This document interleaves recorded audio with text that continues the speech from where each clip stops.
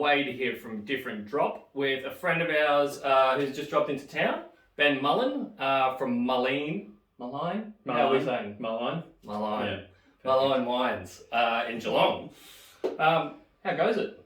Good. Yeah. Good. Nice to be here. Yeah. Nice to be away from the four walls of the shed of the winery. Yeah. So you still got fruit coming in? Still some fruit. Last fruit tomorrow, and then still got some Shiraz on skins, and you know, I've got some help over there or down there, so it's good. Nice. Yeah, we're alright.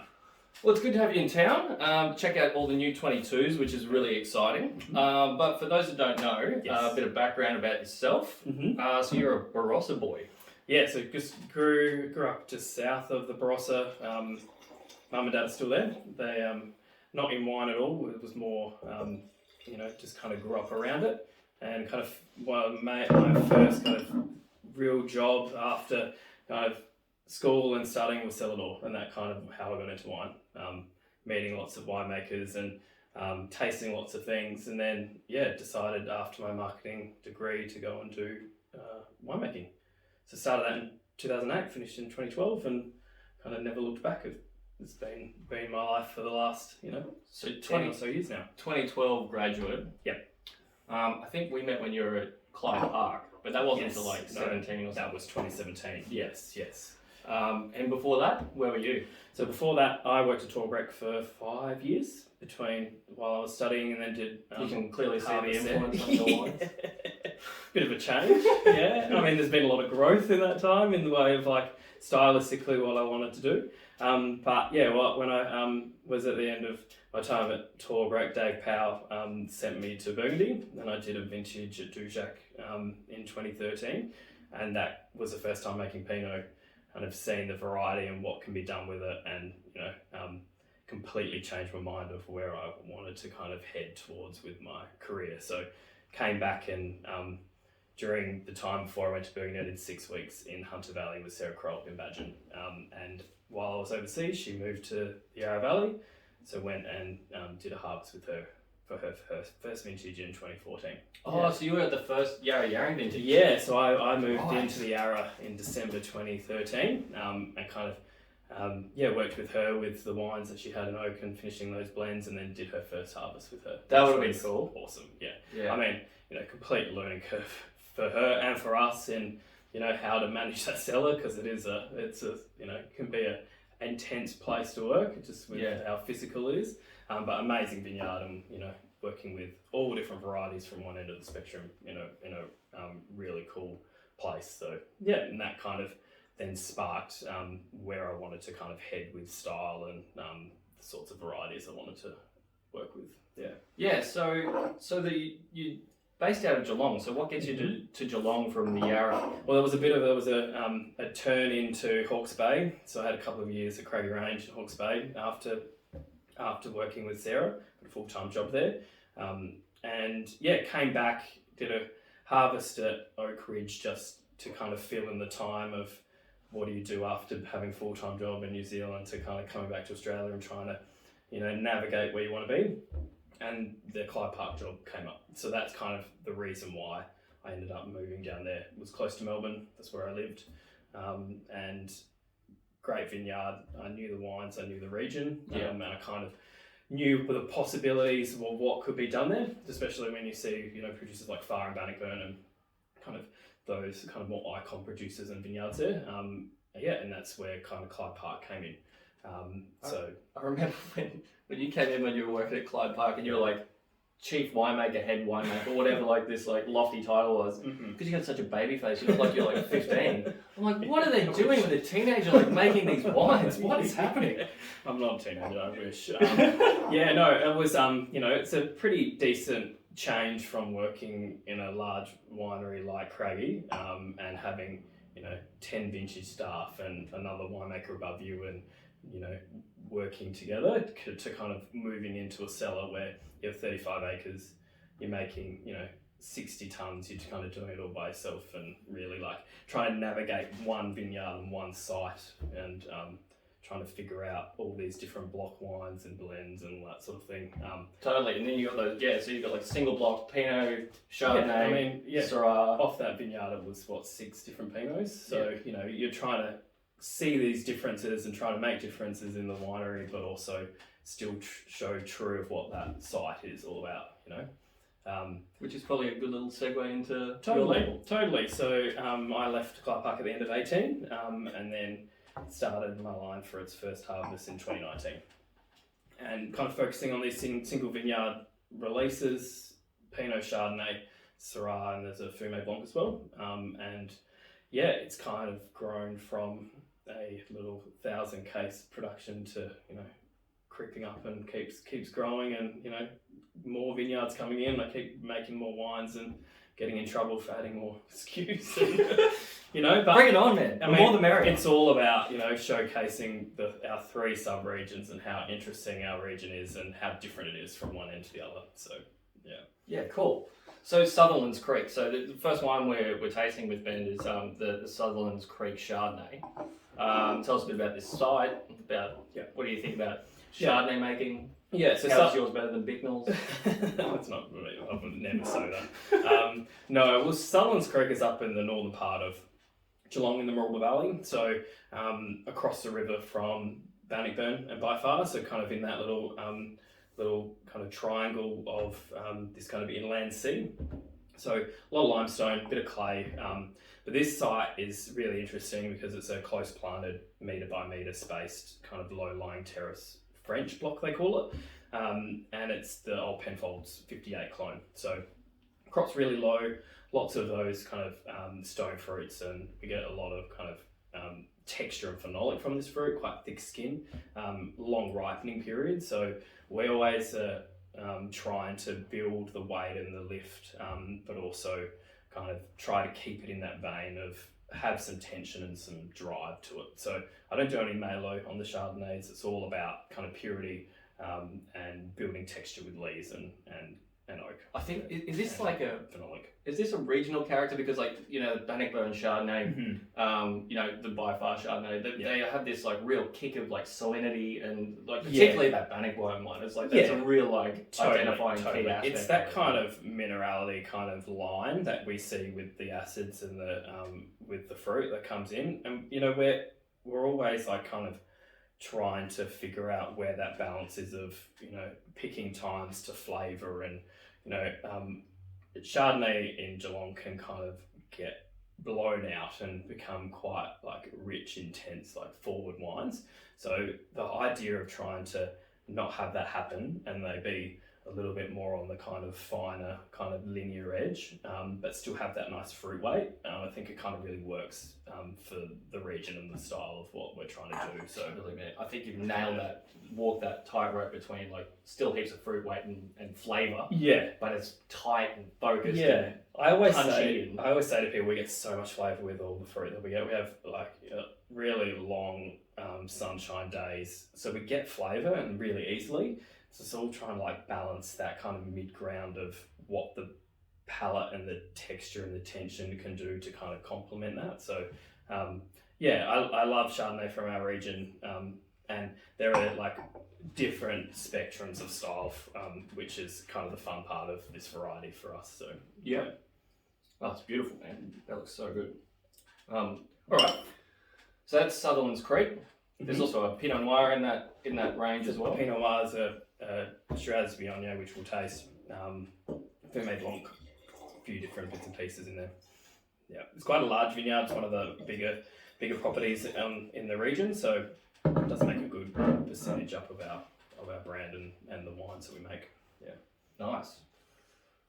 Pinot, yes. So Pinot is kind of really the star of our region. It's probably the most well-known variety for us.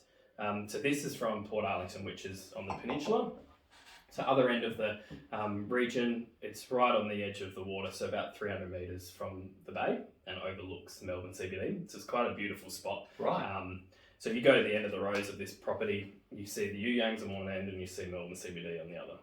So it's very maritime, kind of gets all of the elements all through harvest and all through its growing season, really. So it's crazy windy, isn't it? Really windy. I mean, you've got to think, like, the peninsula's got 3 sides of water, so nuts. It's absolutely nuts. And when you hear of like all of the weather that kind of comes through, and Geelong always, in this township, always seems to flood once a year at least, and then it heads over to Mornington, so they cop it as well.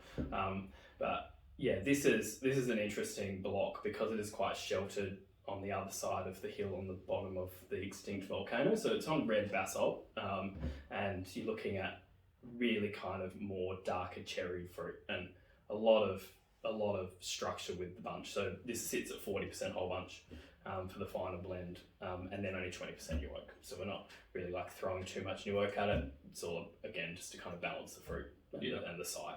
Yeah. Because like that 40% bunch, like it's got that little touch of sappiness to it, but it's so well meshed in, even as a young wine. Totally. I mean, we're really lucky in the way that this site, we take this whole block of Pinot, so I'm able to have a few different fermenters of different percentages of whole bunches, and that always depends on what the fruit looks like when it comes into the winery. So I can do a little bit more kind of blending together to make sure that the wine is exactly how I want it every year. So it's a really cool property. It's a great part of the region to grow grapes because, you know, you walk down roads and you're looking at the bay and you're seeing the Spirit of Tasmania going past, and it's just such a lovely place to be. You know? Beautiful. Yeah. Tough office. Yeah, tough office. Yeah, exactly. Wow. It's beautiful, man. Yeah, I mean, I love the whole idea of bunch as a textural aromatic element, but I don't want it to overpower what the actual fruit is doing. It's all about making sure that it still shows of where it comes from. That'd be a complementing part of the wine. Yeah, I tasted the full lineup of the 22s the other day. And what was amazing is they're not that far apart, these vineyards, right? Like, how many Ks is it? No, I mean, it's about a 45-minute drive through Geelong. Yeah, CBD. But they're remarkably different. Like, you know, yeah. There's real distinct personalities in each side. They run through variety as well. Yeah, exactly. And that's the whole point of why these wines exist, is because, you know, I could put all the Pinot I make together and make one wine, but I don't find that interesting. Yeah, I like Penfolds. No, and like, not that that's a bad thing, but also it's more about making sure that, you know, as a region, Geelong is not the most well-known place. You know, we are seen as making these great wines, but there's always very much a distinct style of what people see us as, and I wanted to kind of change that opinion of what people were kind of looking at and, you know, trying. And yeah, I think having 3 Pinots that are totally completely different is the way to go. So yeah, absolutely. Well, one thumbprint that you can see, like, obviously the vineyards have different sort of accents and nuances, but the sort of freshness and brightness and daintiness, for want of a better word, of your Pinots compared to some other Geelong Pinot is what I really noticed, like, in comparison to the other big names in the region. Like, yeah. I mean, we pick a bit early, so they sit around the other 12-13%. It's kind of interplay of making sure the wines are fresh. I'm really big on making the fruit be the standout of the wine, and it's all about using the other elements to give texture but not overpower fruit. And, you know, we're a cool climate region. The wines should be fresh and bright and, you know, have a bit of crunch to them. Absolutely, they do. So really do. We don't need to manipulate them if we don't, you know. So yeah, dude, that's beautiful Pinot. All right. Now talk to me about Shiraz or Syrah. Why is it good in your area? What drew you to it? Why do you like to make it? Oh, I think probably because I've had Syrah or Shiraz in my veins since early. Barossa, very young. Yeah, I've always loved the variety. I love how much it shows of the place it comes from. There's so many different styles of, from one end of the spectrum to the other. Of, you know, you put 5 Shiraz in one lineup from different regions around the country, and they're all going to be totally different. And that's what I really love about the variety. In our region, I love the medium-bodied, red-fruited, spicy aspect of the wine, in the wines. And again, like Pinot, it can be made in that kind of delicate end and show of place and show of the vineyard it comes from. So this is one of the wines which I kind of manipulate a little bit because I do have Viognier into it. But stylistically, Côte Rôtie and Northern Rhone is some of my favourite wines to drink. I always wanted to make a wine like this, be the aromatics of the Viognier, but still have the spiciness and the savouriness of the Shiraz kind of sitting through.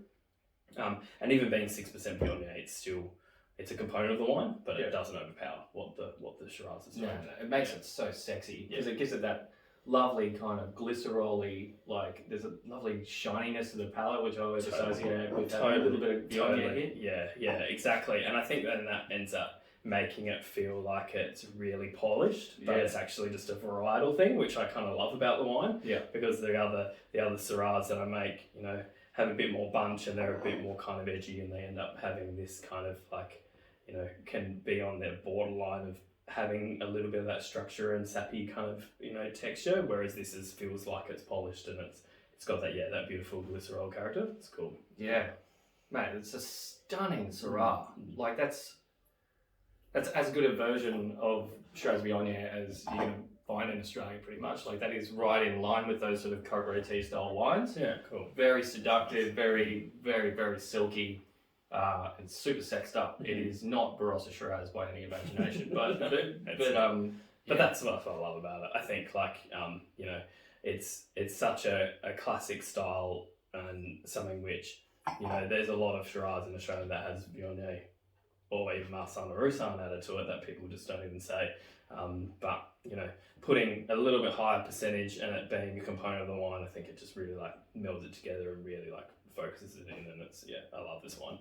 And it all came from a little trial last year that ended up becoming our core part of the range. So yeah, it's cool. Right. So did you just have some Viognier kicking around that someone made you buy? I have another Syrah which is at my regional range level, and just to make life interesting, I took some Viognier from the Sullivan's Creek vineyard and used it into the Syrah that I got in, and it was kind of like a 3-barrel blend, and I was toying up whether to bottle it separately or not, and then or put it into the blend and use it just as a component. And I kind of made the decision literally the day that I was blending, getting the wines ready to go to bottle. I was like, no, I'm just going to bottle it. I had the labels done already months ago, and it was just a bit of a let's put it out there and see what it goes, because it can be quite a polarizing style for some people. And who knows how it was going to be perceived, and it ended up doing really well. So I made it again, and I made it. We'll keep making it now. So it's cool. It's awesome, man. Mm-hmm. Yeah. You got such a beautiful, complete set of wines now. What else is coming up in your world? Well, 23 has been another kind of jump in getting some new vineyards on board. So there'll be a couple of new wines coming out for the next vintage.